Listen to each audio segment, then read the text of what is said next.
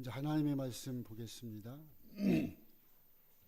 이사야 55장 6절로 9절에 있는 말씀입니다. 너희는 여호와를 만날 만한 때에 찾으라. 가까이 계실 때에 그를 부르라. 악인은 그 길을, 불의한 자는 그 생각을 버리고 여호와께로 돌아오라. 그리하면 그가 긍휼히 여기시리라. 우리 하나님께로 나아오라. 그가 널리 용서하시리라.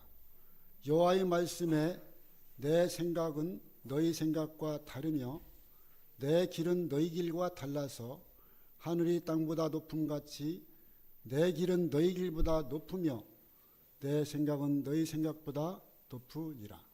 아멘. 저는 오늘 이 말씀의 주제를 다시 생각하라, 그런 말씀으로 우리가 함께 은혜를 받기를 원합니다. 사람은 사실 다 생각이 다릅니다. 근데 사람만 다른 게 아니고 우리 사람의 생각과 하나님의 생각이 다르다고 하는 것입니다. 여기 그 말씀을 보면 찾으라 그랬어요. 여호와를 만날 만할 때 찾으라. 또 부르라 그랬어요. 또 돌아오라. 또 나아오라 그랬어요. 어떻게 나오라고요? 내 길을 버리고 내 생각을 버리고 오라는 것입니다. 우리는 사실 내가 가진 것을 버리기를 싫어합니다. 내가 아는 것이 최고로 생각하며 살아갑니다. 그런데 여기 보니까 내 생각은 너희 생각과 다르다 그랬어요. 내 길은 너희 길과 다르다 그랬어요. 또 내 생각은 뭐예요? 땅이 높은 같이 높다고 그랬어요. 여기 그 주석에는 이렇게 말씀했습니다. 사람의 생각은 일시적이고 세상적인 것들에 있지만 하나님의 생각은 영원한 것에 있다. 좀 차원이 다르죠, 어떻게 보면. 사람의 생각과 하나님의 생각. 사람의 생각은 자기 자신에게 있지만 하나님의 생각은 당신이 만드신 피조물에 있다. 사람은 무엇을 얻을까 생각하고 하나님은 무엇을 줄까 생각하신다. 이 사람의 생각과 하나님의 생각은 근본적으로 다르다고 하는 것입니다. 그래서 오늘 우리도 우리의 삶을 살아가면서 내 생각을 바꿔야 된다고 하는 것입니다. 여기 보면은 제가 여기 여러 가지 질문들을 적였는데 나는 내 생각이 틀렸다고 생각해 본 적이 있습니까? 아마 그런 사람이 거의 없습니다. 내 생각이 옳다고 살아갑니다. 아니면 여기 다른 사람들이 그렇게 생각하니까 나도 그렇게 옳게 생각한다, 그렇게 생각할 수도 있습니다. 또 우리는 내 생각과 내 형편과 내 처지를 먼저 생각한다고 하는 것입니다. 우리는 늘 하나님의 뜻과 내 생각이 겹칠 때 우리는 어떤 것을 선택하느냐, 우리는 다시 한번 생각해 볼 필요가 있다고 하는 것입니다. 그래서 나는 내 생각대로 살아가는가, 아니면 하나님의 생각이 무엇인가를 묻고 그 생각대로 살려고 노력하는가를 한번 생각해 볼 필요가 있다고 하는 것입니다. 나는 내 생각을 하나님의 말씀이면 버릴 수 있는가, 또 한번 우리가 생각해 보시기를 간절히 바랍니다. 여기 보면 그런 말씀이 있죠. 보이는 대로 믿지 마라. 믿는 대로 판단하지 마라. 그런데 이 말씀을 좀 바꿔서 내가를 앞에서 넣으면 좋을 거예요. 내가 보이는 대로 믿지 마라. 내가 믿는 대로 판단하지 마라. 이렇게 생각하시기 바랍니다. 저는 제가 이 설교 제목을 정하고 나니까 이 인터넷에 이런 책이 있더라고요. 확신하는 그 순간에 다시 생각하라. 제가 이 책을 다 보지는 않았습니다. 보지는 않았는데 이 책은 그 유능한 지도자들이 어처구니없이 그 벌어지는 실수를 줄이기 위해서 써놓은 그런 책이었습니다. 그래서 사람들은 이 보이는 대로 판단하고 믿는 대로 판단하지만 그렇게 하지 말라는 것입니다. 이 책에서 더 나은 의사결정을 내릴 수 있는 새로운 모형을 제시하고 있는데, 사람의 두뇌는, 잘 들어보시죠. 사람의 두뇌는 생각하는 습관과 습관이 파놓은 함정들이 있기 때문에 인간은 실수할 수밖에 없다는 것입니다. 이 사람이 뭐예요? 이 두뇌가 생각하는 습관이 있어요. 누구 상대를 보면, 누가 말하는 걸 들으면 자기 생각대로 판단한다는 것입니다. 제가 써놓은 것이 아닙니다. 여기 책에 있는 얘기입니다. 사람의 두뇌는 생각하는 습관과 습관이 파놓은 함정들이 있기 때문에 인간은 실수할 수밖에 없다는 것이에요. 사람들의 판단을 흐리는 두뇌는 생각하는 습관이 있다. 인간이 실수를 저지를 수밖에 없는 것은 인간이 결정을 내리는 과정에서, 즉 두뇌가 생각하는 방식에서 비롯된다는 거예요. 그래서 여러분들이 그동안 살아온 어떤 그런 배경과 그 살아온 습관 때문에 그 머리가 뭐예요? 자기 방식대로 먼저 판단하고 결정하고 그렇게 생각한다는 거예요. 그래서 우리가 하나님의 말씀도 그렇게 판단하면 안 된다는 거죠. 어떻게 보면 여기 또 그렇게 말했어요. 감정은 대체로 도움이 되는 방향으로 의사결정에 영향을 주기도 하지만 또 이 좋은 그 부정적인 그런 것도 있다고 하는 것이에요. 이 감정이 뭐예요? 부정적인 영향을 주는 거예요.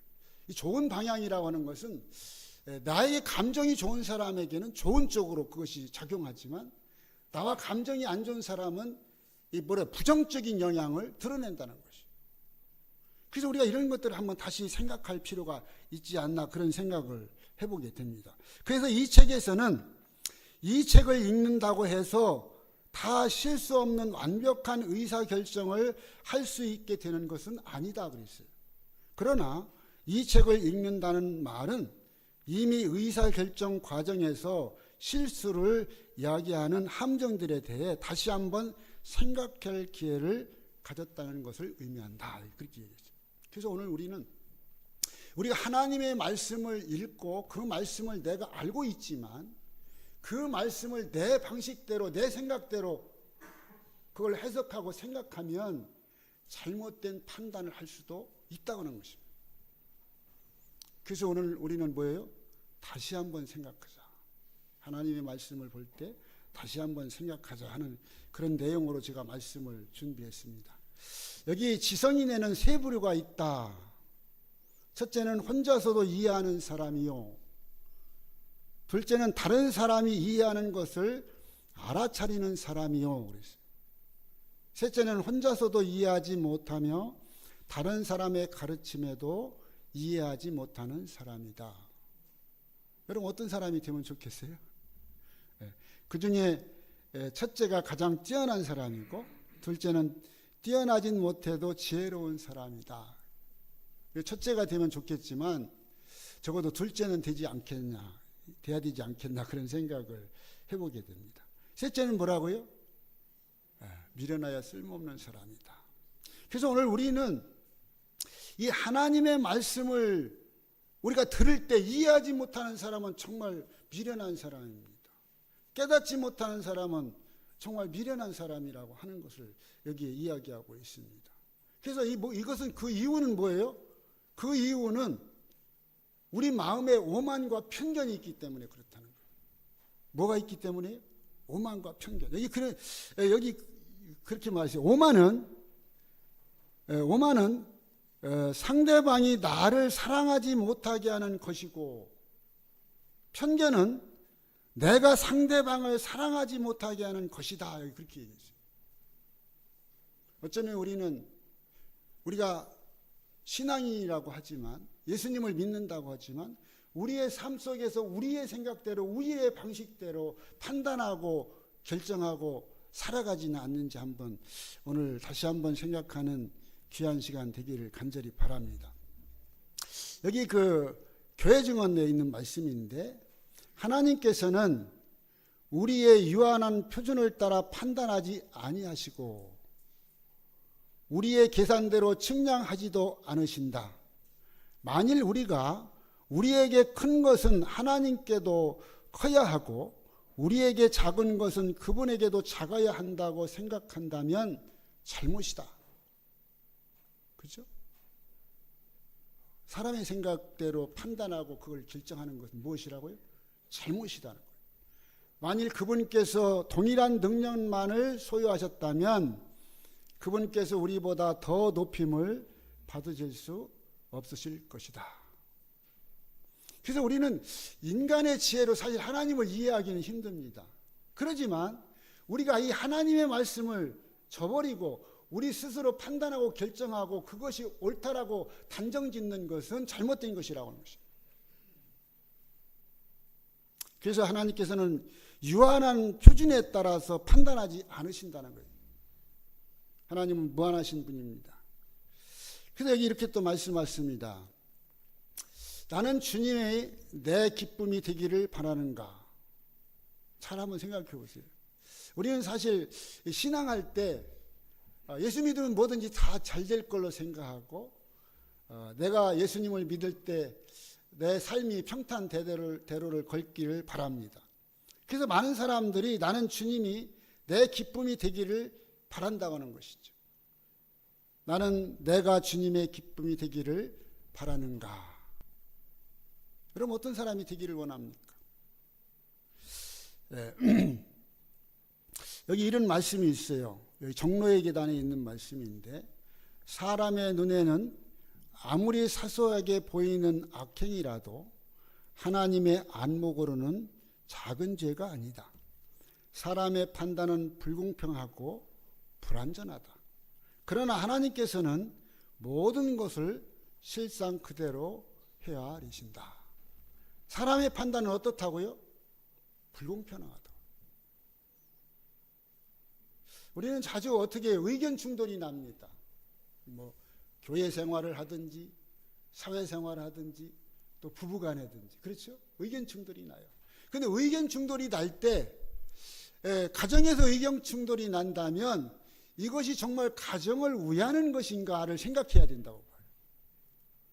또 교회에서 의견 충돌이 난다고 하면 이것이 정말 복음을 위해서 교회를 위한 일인가를 생각할 수 있어야 된다고 봅니다. 또 더 나가서 뭐예요? 이 하나님과의 관계 속에서 우리는 이것이 정말 하나님이 좋아하시는 일인가, 내가 좋은 일인가를 생각해 볼 필요가 있다. 근데 우리는 자주 어떻게 해요? 내가 좋아하는 대로 결정하고, 내가 편한 대로 살아가고, 그죠? 내 방식대로 그 일들을 해야 한다고 하는 것입니다.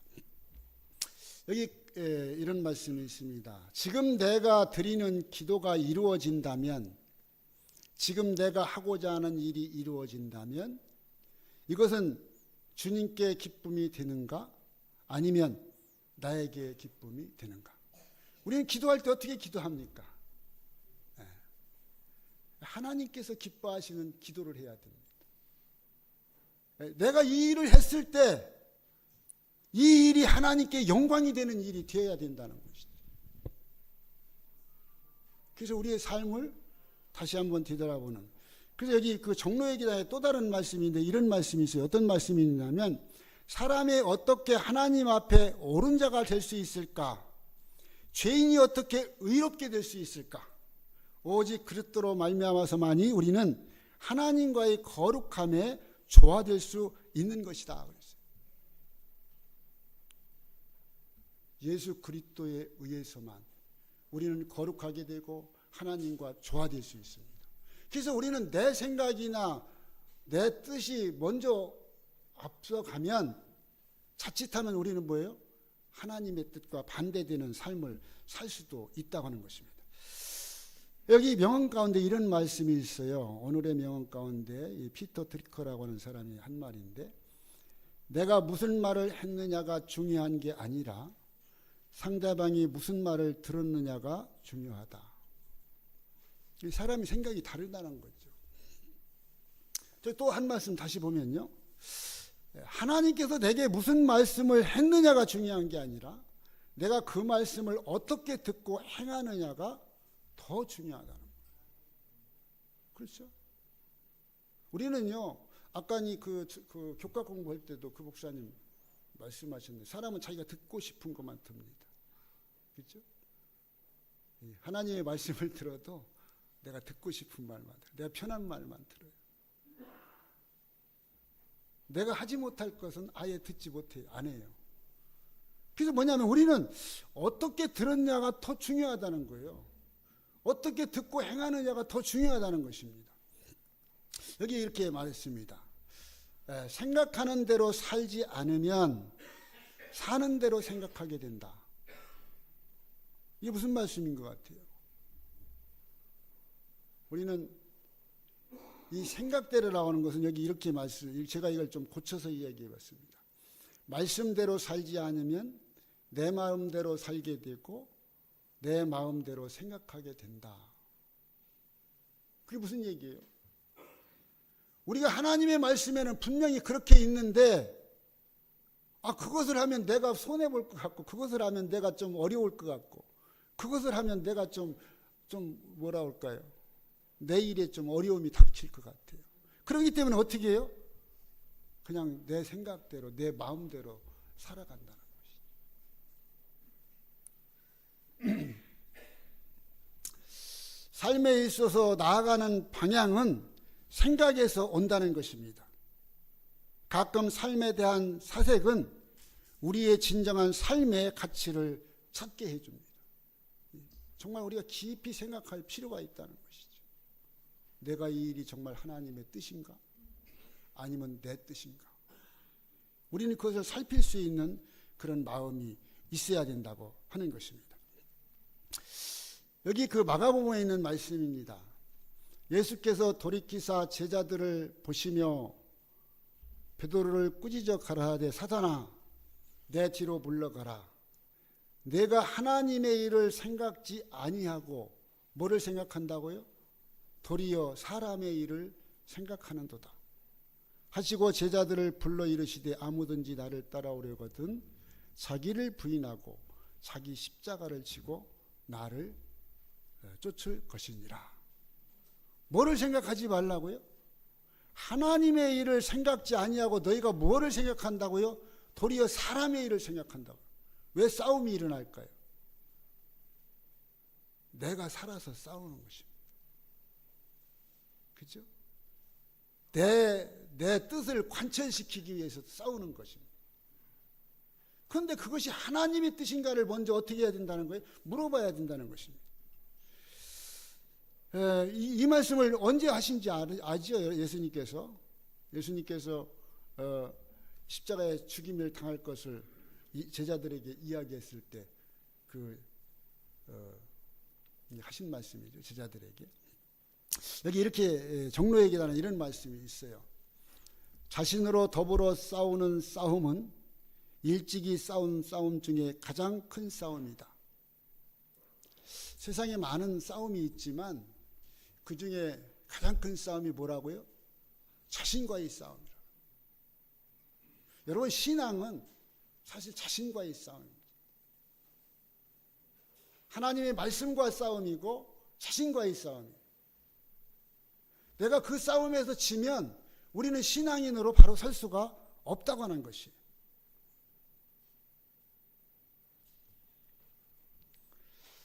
여기 사람이 네 가지 유형이 있다고 하는 것입니다. 영국의 문필가인 버튼 여사가 사람을 네 가지 유형으로 분류하고 다음과 같이 이야기하고 있습니다. 첫째, 무식하면서 무식함을 모르는 사람. 잘 들어보세요. 두 번째, 무식하면서 무식함을 아는 사람. 세 번째, 유식하면서 유식함을 모르는 사람. 넷째, 유식하면서 자신을 아는 사람. 여러분은 어디에 속합니까? 네? 어디에 속해요? 네? 네 번째? 네 번째 꼭 안 속해도 됩니다. 자, 여기 보세요. 첫 번째, 무식하면서 무식함을 모르는 사람은 그 사람은 바보니까 피하라 그랬어요. 피하라고 했어요. 내가 이런 사람이 안 돼야 되죠. 두 번째는 뭐예요? 그 사람은 그저 단순하니 그를 가르쳐라. 그래서 이 무식하면서 무식함을 아는 사람은 단순해요. 어쩌면 이 사람이 굉장히 좋은 사람 같아요. 그렇죠? 네, 굉장히 좋은 것 같아요. 정말 단순한 믿음, 단순한 신앙, 하나님의 말씀에 그저 순복하는 신앙, 굉장히 좋은 것 같아요. 근데 그 다음에요. 유식하면서 유식함을 모르는 사람, 그 사람은 잠자고 있으니 깨우라 그랬어요. 교회 다니지만 정말 똑똑하고 많이 아는 사람들이 있어요. 그런데 어떻게 해요? 그것을 사용하지 않고 있어요. 하나님을 위해 사용해야 되는데 사용하지 않고 있어요. 그럼 어떻게 해야 돼요? 깨워야 된다. 여러분, 내가 속으로 먼저 이런 사람이었다고 생각하면 자신을 깨우시기 바랍니다. 깨야 됩니다.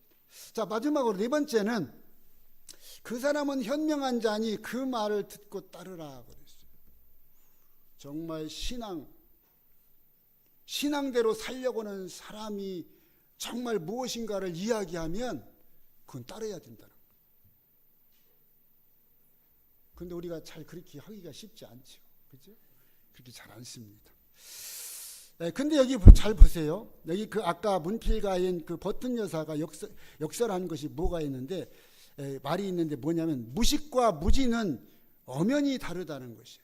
여러분, 무식과 무지가 어떻게 달라요? 여기 그렇게 말했어요. 무식과 무지는, 무식한 사람은 단지 배우지 못했을 뿐이지만 무지한 사람은 배워도 그 뜻을 깨우치지 못하는 사람이니 이보다 더 어리석을 수가 없다 그랬어요. 여러분, 무식한 건 좋아요. 근데 어떤 사람이 되지 말라고요? 무지한 사람이 되지 말라고. 아유, 저 사람 참 무지몽매해. 그런 사람이 있어요. 그렇죠? 오늘 우리는 정말 무식하지만 하나님의 말씀으로 깨우침을 받는 그런 사람으로 바뀌어야 된다는 것입니다. 여기 그 소크라테스가 한 이야기인데, 지식의 시작은 자신의 무지를 인정하는 데서 시작한다 그랬어요. 뭐 하는 데서요? 자신의 무지를. 근데 사실은요, 사람들 보면요, 저는 무식한 사람 하나도 없어요. 다 똑똑해요. 다 자기 주관이 있고요, 자기 생각이 있고요, 다 똑똑합니다. 근데 뭐예요? 실제는 어떻게 해야 한다고요? 지식의 시작은 자신의 무지를 인정하는 데서 온다. 그래서 이 로마서에 그렇게 말씀했습니다. 육신의 생각은 사망이요 영의 생각은 생명과 평안이니라. 육신의 생각은 하나님과 원수가 되나니 이는 하나님의 법에 어떻게 하지 못한다고요? 굴복치 아니할 뿐 아니라 할 수도 없다. 자, 이 육신적인 생각으로 가득 찬 사람의 삶은 하나님께 어떻게 굴복하지 못한다는 거예요. 여러분, 신앙은 굴복하는 겁니다. 내 삶을 버리고 내 생각을 버리고 내 삶을 굴복시키는 거예요.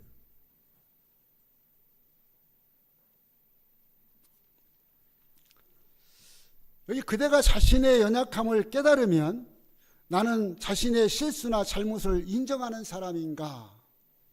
많은 사람들이요, 이 실수나 잘못조차도 어떻게 하잖아요?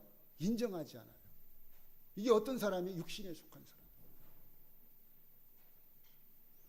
오늘 우리의 삶이 마음을 다하여 하나님께 가까이 나가는 그런 사람이 되시기를 간절히 바랍니다. 그래서 그렇게 말했어요. 남을 아는 것은 지혜이고 자신을 아는 것은 깨달음이다 그랬어요. 우리가요, 다른 사람이 허면 잘합니다. 누구는 어떻고 누구는 어떻고, 그죠? 그래서 이 우리 그리스도인들은 남에 대한 잘못된 얘기를 가능하면 좀 덜하면 좋을 것 같아요. 그래서 내 잘못은 생각지 않고 남의 잘못을 무언가 이렇게 좀 파헤치려고 하는 그런 마음이 우리 가운데 다 있다는 것이. 그러면 된다고요, 안 된다고요? 안 된다고요. 자 보세요. 여기 그 종로의 기단에 있는 말씀인데, 그대가 자신의 악함을 깨달으면 스스로 개선하기를 지체하지 말라. 그대는 그대 자신의 노력으로서 선하게 될 수 있으리라고 기대하는가? 우리를 돕는 도움은 오직 하나님께만 있다. 우리 스스로 아무것도 할 수 없다. 여러분, 우리 인간은 사실은 다약합니다. 저나 여러분이나 다 똑같이 나약한 존재라고 하는 것이에요. 실수할 수밖에 없고 내 생각대로 살려고 할 수밖에 없다는 것이에요. 근데 문제는 뭐예요?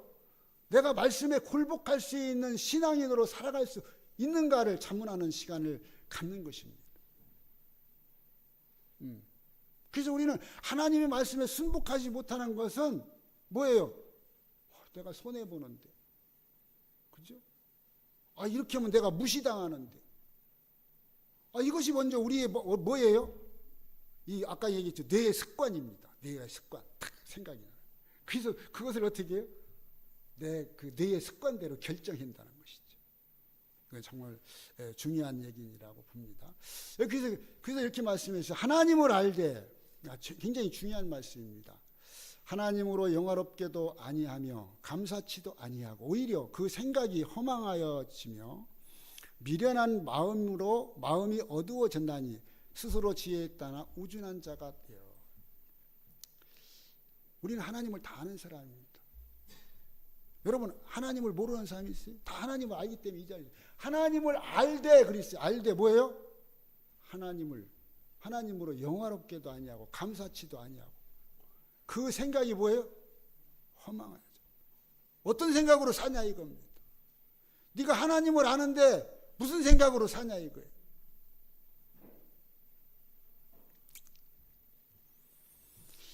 여기 그 종로의 기단에 이런 말씀이 있습니다. 무슨 말씀이 있냐면, 이건 여기 안 기록했는데, 누가 내 마음을 지배하는가?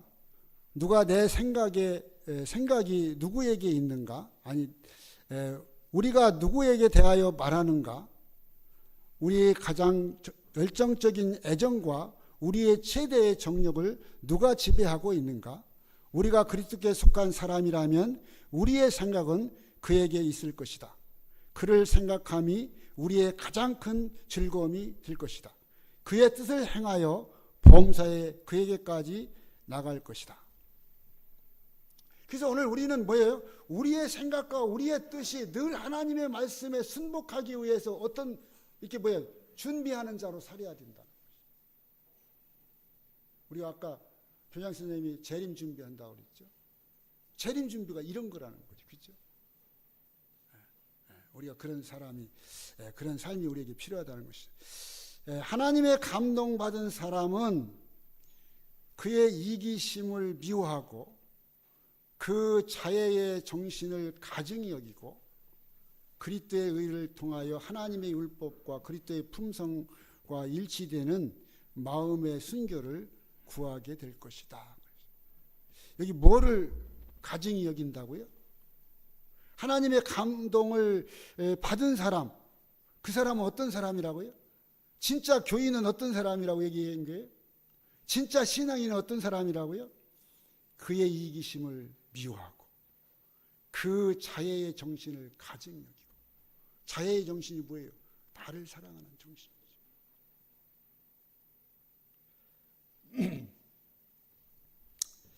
그래서 우리는 늘 나는 하나님의 사업의 협력자인가, 나는 하나님의 사업의 방관자인가를 늘 한번 자신을 살펴야 됩니다. 이것은 누구를 탓하기 위해서인 게 아니라 자신을 살피라고 하는 것입니다. 내가 하나님의 사업에 정말 협력자인가, 나는 하나님의 사업의 방관자인가를 늘 살피고 우리가 마음을 다져야 됩니다. 여기 대전 서부 성결교회 목사님이신데 조중건 목사님이 쓴 글인데 제가 좀 찾아서 적어봤습니다. 제가 한번 읽어드리겠습니다. 이 세상에서 제일 가난한 사람은 줄 것이 없는 사람이다. 줄 것이 없는 사람이 있어요? 다 아마 줄 것이 있을 것 같아요. 그러나 그보다 더 가난한 사람은 줄 마음이 없는 사람입니다. 인색함은 영혼의 질병입니다. 인색하면 자기 영혼은 죄수가 되고 자기 육체는 감옥이 됩니다. 반면에 인색한 마음의 한 부분을 허물면 비로소 내 영혼은 자유와 평화와 기쁨과 부요함을 맛보게 됩니다. 부요함과 부요함은 다릅니다. 돈은 부요함을 주어도 부요함을 주지 못합니다. 부요함은 재정의 문제이고 부요함은 관계의 문제입니다. 부유한 사람은 사고 파는 것을 잘하지만 부유한 사람은 주고받는 것을 잘합니다. 부유한 사람은 돈으로 살 수 있는 것을 가진 사람이지만 부유한 사람은 돈으로 살 수 없는 것을 가진 사람입니다. 부유한 사람은 그가 가진 것으로 규정되지만 부유한 사람은 그가 누구인가로 규정합니다. 부유한 사람은 은행에 가진 것이 많지만 부유한 사람은 뭐가 많다고요? 마음에 가진 것이 많다. 하나님께서 원하시는 것은 마음에 가진 것이 많은 사람을 원한다는 것이죠. 여러분, 우리의 신앙인의 삶이 다시 한번 정립할 것이 있는데 그것이 뭐예요? 내 마음에 무엇을 가졌느냐. 근데 우리는 무엇을 이 마음에 마음에 가진 것이 많다겠는데 이 마음에 가진 것은 누구에게인가 나누어지기 위해서 가진 것이라고 하는 것이요. 근데 우리가 이 마음에 부요함이 없으면 우리는 늘 뭐예요? 좀 까다로운 사람으로 바뀐다고 하는 것이죠. 왜요? 우리 마음이 부요하지 못하기 때문에. 굉장히 중요한 그런 말씀인 것 같아요. 그래서 제가 이 말씀이 정말 나는 어떠한 사람인가를 돌아볼 수 있는 그런 말씀이었다고 봅니다. 여기 또 이 해밍웨이가 한 이야기인데 한번 들어보세요. 지금 당신이 무엇을 못 가졌는지가 아니라 당신이 가진 것으로 무엇을 할 수 있는지를 생각하라. 여러분이 못 가진 거에 대해서 너무 좌절하지 마시기 바랍니다. 여기 뭐라고 말했어요? 당신이 가진 것으로 무엇을 할 수 있는지를 생각하라는 것이. 내가 가진 재능이 있고 내가 가진 재물이 있고 내가 가진 달란트가 있고 그것으로 내가 무엇을 할 것인가를 생각하는 것이 하나님의 백성의 일이라고 하는 것이. 그래서 여기 어떤 얘기가 말이냐면 내가 하나님을 말씀을 얼마나 알고 있느냐가 중요한 것이 아니라 사실 이 성경 지식이 많은 사람들이 엄청 많이 있습니다. 그런데 이 말씀을 얼마나 많이 있느냐가 중요한 게 아니라 알고 있는 것을 얼마나 이 삶에서 실천했는지를 생각하라는 거예요. 그래서 우리는 다시 한번 생각하고 믿음을 정리하는 그러한 습관이 우리 가운데 있어야 된다고 하는 것을 깨닫게 되기를 간절히 바랍니다. 좀 자랑 같지만 우리 나유한 형제가 지난 목요일에 구도자를 하나 모시고 식사 자리에 초대를 했어요. 정말 아멘이죠. 이분은 믿음을 받은 대로 실천합니다. 제가 볼 때는 성경 지식은 없어요. 근데 믿음대로 살려고 해요. 이분이 담배를 벌써 끊었어요. 자기가 하나님과 이 약속이고 하나님을 믿기로 결심했는데 이거 하나 못 끊으면 어떻게 하냐고 바늘을 갖다 놓고 이 담배 피우고 싶은 마음에 혀를 막 찔렀대요. 대단한 거죠. 그리고 또 이분이 누군가에게 전도해야 된다는 얘기를 듣고 정말 생명부지의 사람을 차에 태워다 주고 그 사람의 이름을 알고 주소를 알고 그렇게 해서 그분을 지난 목요일에 초청을 했어요. 그분이 같이 식사를 했는데 그분이 좀 낯설어서 우리가 그 목요일날 식사하고 공부하는 데까지는 오지 못했는데 그런 일이 있었습니다. 그분을 위해서 좀 기도해 주시기 바랍니다. 그래서 사실 우리는 뭐예요? 내가 정말 알고 있는데 그 알고 있는 것을 정말 가지고만 있느냐? 못 가진 것만 한탄할 거냐 이거예요. 그건 아니라는 것이죠. 자, 여기 고린도전서에 있는 말씀입니다. 아무도 자기를 속이지 말라. 잘 들어보세요. 오늘 우리는 우리 스스로를 속이고 살 때가 너무나 많다는 것이죠. 너희 중에 누구든지 이 세상에서 지혜 있는 줄로 생각하거든 미련한 자가 되어라. 그리하여 지혜한 자가 되리라. 사람은 자기 잘난 것에 산다고도 하죠. 그런데 자기가 정말 많이 생각하고 알고 있다고 생각하지만 그렇게 생각하지 말라는 거예요. 지혜 있는 자로 생각하면 미련한 자가 되라는 거예요. 나는 정말 하나님의 말씀을 알고 있지만 행하지 않고 있는 이 미련한 사람, 내가 어떻게 하면 정말 지혜로운 사람이 될까를 내 스스로 자책하는 그런 삶이 돼야 된다는 것을 여기에 이야기하고 있는 것입니다. 그래서 우리는 다시는 여기 이 말씀이 있어요. 한번 보세요. 그가 모든 사람을 대신하여 죽으심은, 예수님이죠. 예수님이 모든 사람을 대신하여 죽으심은 살아있는 자들로 하여금 다시는 자신을 위하여 살지 않고 오직 그를 대신하여 죽었다가 다시 살아나신 이를 위하여 살게 하려 하심이라 그랬어요. 여러분, 여러분의 삶이 누구를 위한 삶이라고요? 여러분 자신을 위한 삶이 아니고 나를 위해 돌아가신 그분을 위한 삶으로 우리가 어떻게 해야 된다고요? 바뀌어져야 가야 돼요. 바뀌어져야 가야 된다. 그게 신앙인의 삶이다 이거예요. 자꾸 바뀌어야 한다는 거죠. 그런데 우리는 뭐예요? 내 삶을 열심히 살아갑니다. 그죠? 나는 지금 나 자신을 위한 삶을 살고 있는가? 아니면 주님을 위해 자신의 삶뿐만 아니라 주님을 위해 살아가는가? 우리가 자신을 한번 뒤돌아봐야 될 일이라고 생각을 합니다. 자, 여기에 있는 말씀입니다. 그래서 우리는 우리 생각 가운데 이런 말씀이 우리 가운데 좀 자리 잡아야 돼요. 내가 유익하던 것을 내가 그리스도를 위하여 뭐로 여긴다? 다 해로 여긴다. 내가 지금 돈 버는 일, 내가 무엇하는 일 하지 말라는 얘기는 아니에요. 그런데 그것을 통해서 우리는 어떻게 해야 된다고요? 여기 말했죠. 또 모든 것을 해로 여김은 내 주 그리스도 예수를 아는 지식이 가장 고상함을 인함이라. 여기 화이 주석에는 이 말씀을 어떻게 주석했냐면 이렇게 주석을 했어요. 이는 내 주 그리스도 예수를 아는 지식이 가장 고상하기 때문에 이 지식이야말로 인간이 도달할 수 있는 최고의 과학이다. 뭐라고요? 인간이 도달할 수 있는 최고의 과학이다. 정말 그래서 우리가 이 하나님을 알고 하나님 방법대로 살아가는 것이 인간에게 가장 큰 가치라고 하는 것이에요. 이 사도 바울은 여기에 또 어떻게 이야기했냐면 바울이 그 전에 매우 가치 있게 생각했던 의인은 이제 그의 보기에 아무런 가치가 없었다. 그의 평가 기준으로 볼 때 그리스도를 아는 지식의 선물의 가치와 맞먹을 수 있는 보안은 세상에 없었다. 이 사도 바울이 모든 것을 다 해로 여겼다고 그랬죠. 그건 왜 그랬을까요? 하늘의 가치와 비교할 때 아무것도 아니었다는 것이죠.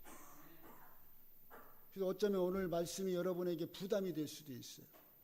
그런데 사실 우리가 이 세상의 가치를 두고 살면 영원한 가치를 잃어버릴 수 있기 때문에 우리가 이 말씀을 좀 더 깊이 생각하고 우리가 해야 된다는 것입니다.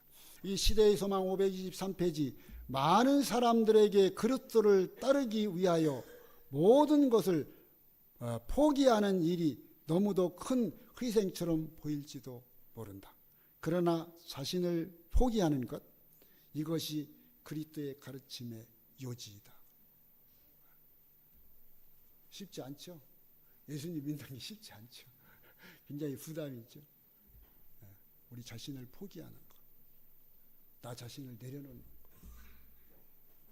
그것이 가르침의 요지다 하는 것을 우리가, 제가 이제 왜 이 말씀을 하냐면 자신을 포기하고 자신을 버린다는 게 어려워요. 제가 나이완 형제 얘기를 또 하게 되는데, 나이완 형제가 집에 안 가보셨을 거예요. 그분 집에 가면 자기 집에 들어가는 이렇게 길이, 이 대문이 있어요. 이렇게 길이 있는데 그걸 수십 년 동안 그렇게 살아왔는데 어떤 사람이 이사 와가지고 그 땅이 원래 이제 자기 것이었는데 어떤 여차의 과정을 통해서 그 사람에게 넘어갔어요. 그런데 그 대문, 집을 못 들어가게 대문을 딱 이렇게 잠궈버렸어요.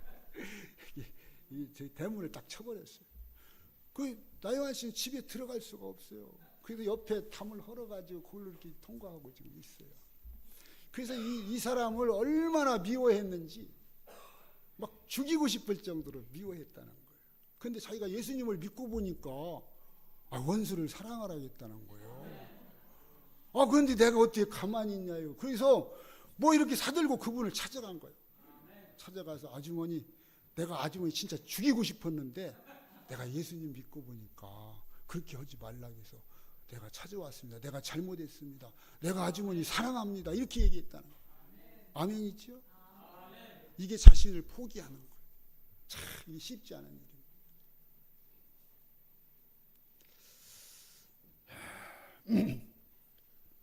자, 여러분 이게 뭘로 보입니까? 제가 잠깐 제 강의가 있어요.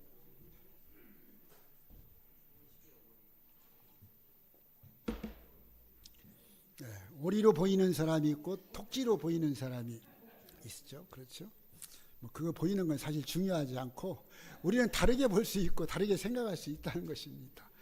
여기 그 로마서에 있는 말씀인데, 내게 주신 은혜로 말미암아 너희 중 각 사람에게 말하노니 마땅히 생각할 그 이상의 생각을 품지 말고 오직 하나님께서 각 사람에게 나눠주신 믿음의 분량대로 지혜롭게 생각하라. 그랬어요.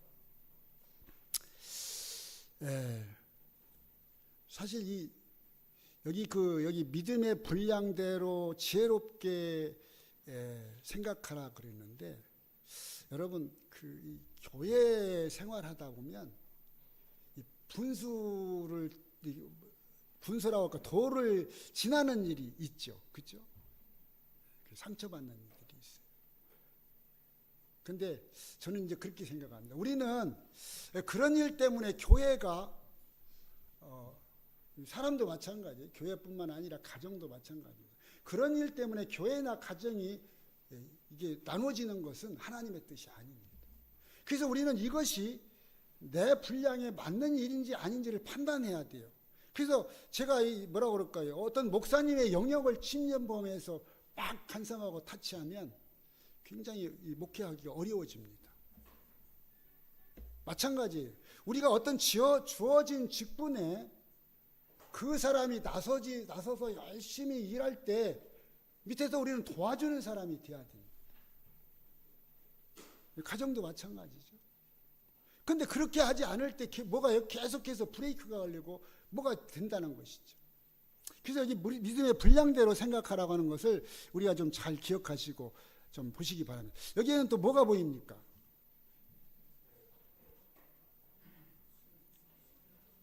예? 예쁜 여자가 보이죠? 예. 여기 보면 말이 2마리가 보이고요. 또 뭐가 보입니까? 새가 몇 마리가 보입니까? 새가 한 8마리 정도 보입니다. 예, 안 보이는 분은 잘 보시기 바라고, 그게 중요한 게 아닙니다. 여기 교육에 이런 말씀이 있어요. 하나님께서 우리를 사랑하심으로, 누구를 사랑하심으로? 우리를 사랑하심으로, 우리의 유익을 위하여, 여러분들에게 좋게 하기 위해서 이렇게 하신다는 거예요. 제일 좋은 것이 무엇인지를 아신다고 믿는 것이다. 누구에게 제일 좋은 것이 무엇인지 안다고요? 나에게. 여러분에게 제일 좋은 것이 무엇인지를 누가 아신다고요? 하나님이 아신다고. 자, 그런 믿음을 가질 때 우리는 자신의 길을 택하지 않고 누구의 길을 택하게 된다? 하나님의 길을 택하게. 이게 정말, 이게 사실 맞는데 왜 못하냐 이거예요. 맞는데 왜 못하냐. 그죠? 믿음은 우리의 무지 대신에 하나님의 지혜를, 우리의 약한 것 대신에 하나님의 힘을, 우리의 죄된 것 대신에 하나님의 의로우심을 받아들이게 한다. 여러분 믿음을 가지십시오. 하나님께서 내게 뭐라고, 내가 가장 좋은 것을 주시려고 하는데 왜 그걸 받기를 거절하느냐, 그겁니다. 우리가 이것을 가져야 되지 않겠어요? 하나님께서 주시는 건데. 누구든지 가지려고 하면 다 줄 수 있습니다. 여기 또 이런 말씀이 있습니다. 온전한 신앙인은 하나님의 말씀을 온전히 듣고 따르는 사람이고, 자애의 정신이 강한 신앙인은 자기가 듣고 싶은 말만 듣고 따르는 사람이다. 아까 얘기 자애의 정신이 강한 자라고 했죠. 자기를 사랑하는 정신. 그래서 진실은 다수의 의견 속에 있는 것이 아니다. 또 뭐라고 했어요? 편견을 깨는 것이 뭐를 깨는 것보다 더 어렵다? 원자를 깨는 것보다 어렵다. 여러분, 우리는 이 하나님의 편이 되어야 됩니다. 다수의 편도 아니고 편견으로 우리가 치부되는 그런 편도 아니고 우리는 하나님의 편에 서는 사람이 돼야 된다는 걸 여기에 이야기하고 있습니다.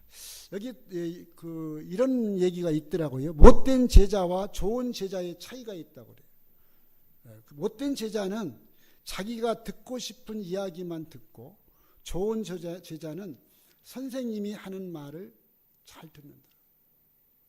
어떤 제자가 돼야 될 것 같아요? 좋은 제자가 돼야겠죠. 여러분 모두가 다 좋은 제자가 되기를 간절히 바랍니다. 나는 영적인 사람인가 육신적인 사람인가? 제가 이거를 좀 이 도표를 이렇게 좀 생각하면서 시간이 좀 많이 갔네요. 몇 개 안 남았습니다. 자, 여기 교회 생활이 나옵니다. 이 교회 생활은 교회의 직분도 있고 또 성도와의 관계도 있고 또 예배를 어떻게 참석하고 어떤 사람은 이 교회 생활은 잘하는 사람이 있어요. 그래서 예배도 하나도 빠지지 않고 그 다음에 교회의 어떤 봉사도 교회의 어떤 직책에 대한 봉사도 잘합니다. 그렇죠? 네, 그런 사람이 있어요. 근데 어떤 사람은 이 교회 생활도 잘 못하는 사람이 있어요. 자기 형편에 따라 자꾸 빠지는 사람들이 있어요. 그럼 우리가 여기 이게 도표가 나오는데 이것이 이렇게 정오각형이 돼야 돼요. 내가 고루고루 발전을 해야 됩니다.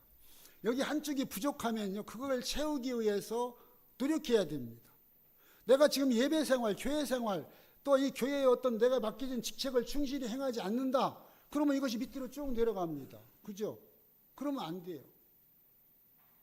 자, 이거는 정말 우리 모든 교인이기 때문에 알아야 될 것이고, 여기 기도 생활이나 성경 말씀입니다. 기도 생활, 우리가 다른 사람을 위해서 기도하고 나 자신을 위해서 기도하고 또 이 성경 말씀을 보고, 이거는 개인적으로 할 일입니다. 개인적으로. 하나님과의 관계 속에서 개인적으로 내가 정말 기도 생활을 잘하고 있는가? 아니면 성경 말씀을 정말 매일 조금씩이라도 보고 있는가? 내가 부족하다면 어떻게 해야 되겠어요? 그렇게 해야 된다. 우리가요, 말로는 할 수 있어요. 근데 제가 이 과정 공부 이게 시키면요, 우리 김영환 형제는요, 이걸 노트에다 다 씁니다. 성경책. 근데요, 미안하지만 집사님들이 그냥 오시는 분들도 있다는 거예요. 이건 개인적인 거예요. 누가 몰라요. 공부했는지 안 했는지 아무도 모릅니다. 개인적인 신앙생활이 두 가지입니다. 이것도 이렇게 쭉 들어가면 안 돼요. 그 다음에 여기 이웃사랑이라고 그랬는데, 이웃사랑은 이 가족과의 관계, 직장관계, 거래관계 이런 걸 다 포함합니다. 그래서 이웃과의 관계가 좋은지, 가족의 관계가 좋은지, 그 다음에 뭐예요? 거래 관계가 좋은지, 사랑과의 약속이나 이런 것들이 다 잘 이루어지는지, 이런 것들입니다. 그래서 이것이 바르게 정리돼야 바른 교인이 될 수 있다고 하는 것입니다. 우리가 여기 성경만 잘 보고 교회만 잘 나온다고 교인이 아니라는 거예요.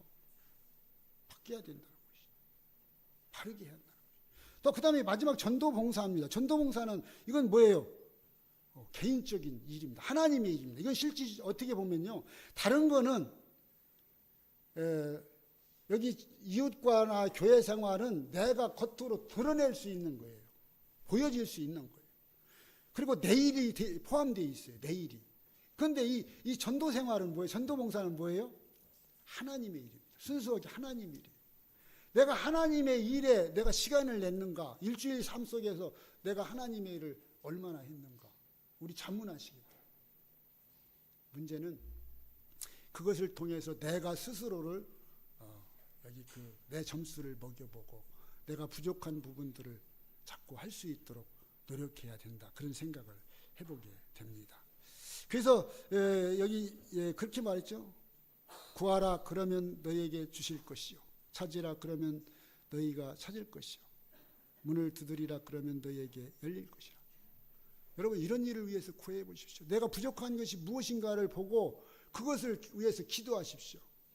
복만 구하지 말고, 그죠? 네.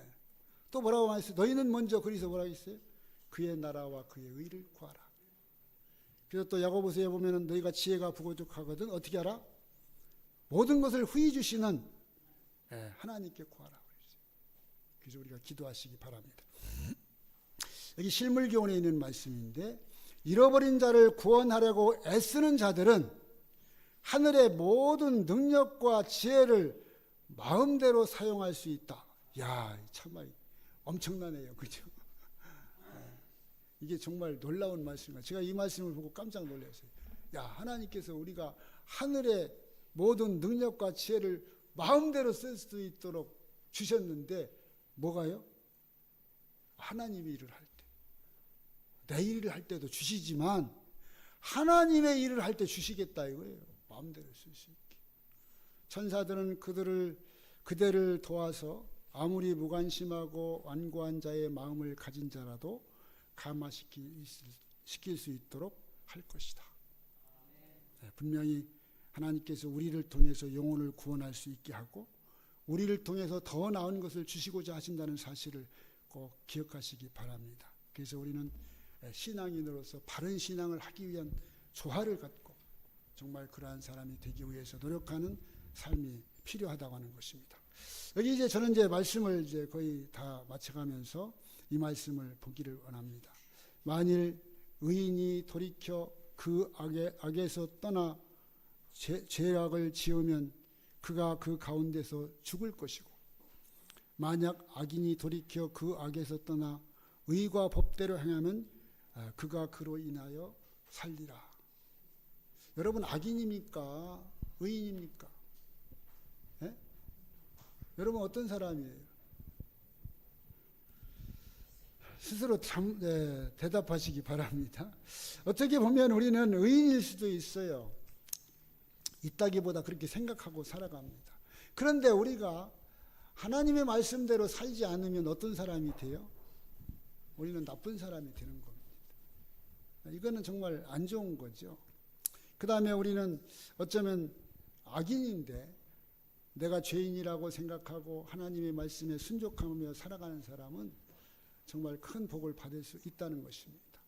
또 어떤 사람은 정말 어려서부터 정말 모태신앙을 가지고 태어나고 살았지만은 그것을 잊지 않고 끝까지 할 때 좋은 결과를 이룰 수 있다는 것입니다. 그래서 우리는 영적으로 육적으로 이게 함께 이어져야 됩니다. 무슨 얘기냐면 건강한 사람이 어떤 사람 보고 건강하다고 그래요?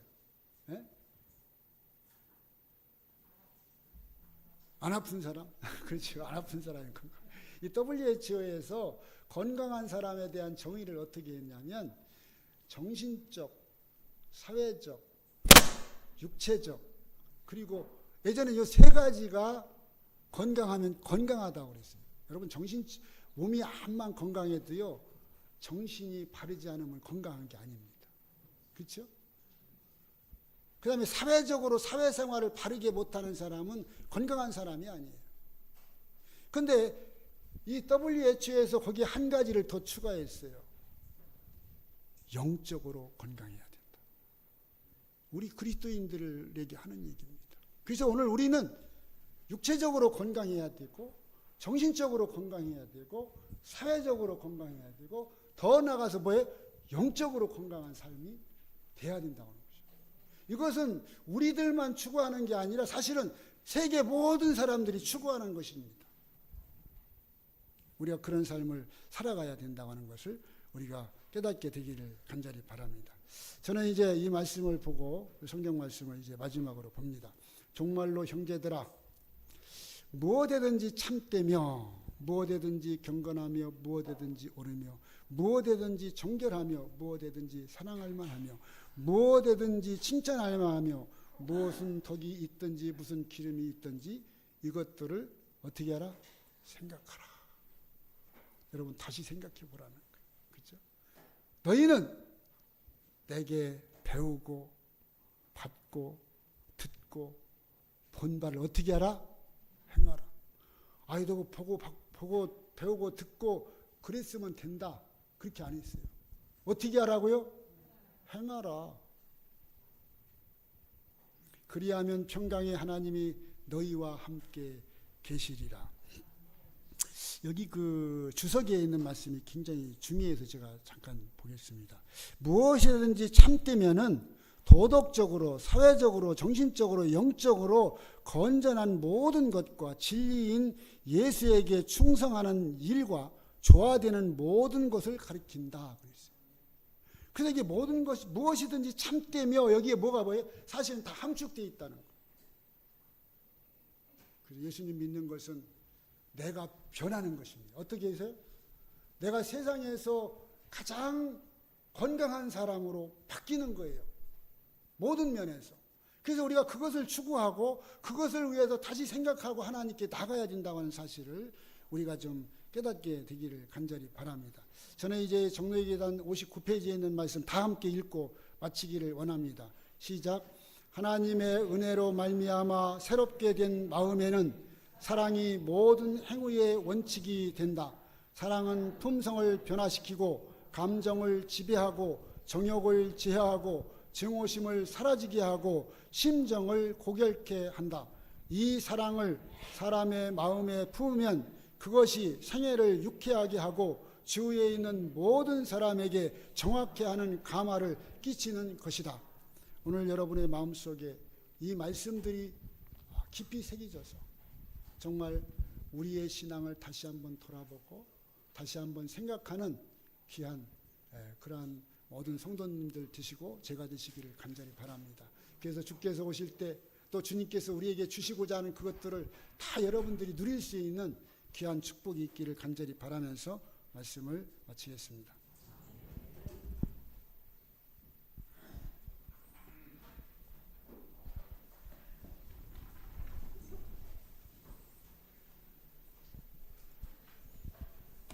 찬미 386장입니다.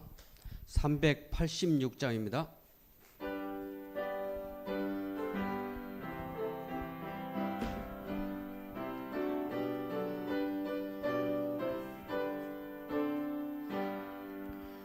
이 눈에 아무 증거니 보여도 믿음만을 가지고서 늘 걸으며 이 귀에 아무 소리 안에 들려도 하나님의 약속 위에 서리라. 걸어가세 믿음 위에 서서 나가세 의심 버리고 걸어가세 믿음 위에 서서 눈과 귀에 아무 증거 없어도 이 눈에 보기에는 어떠하든지 이미 얻은 증거대로 늘 믿으며 이 마음에 의심 없이 살아갈 때에 우리 소원 주 안에서 이루리. 걸어가세 믿음 위에 서서 나가세 의심 버리고 걸어가세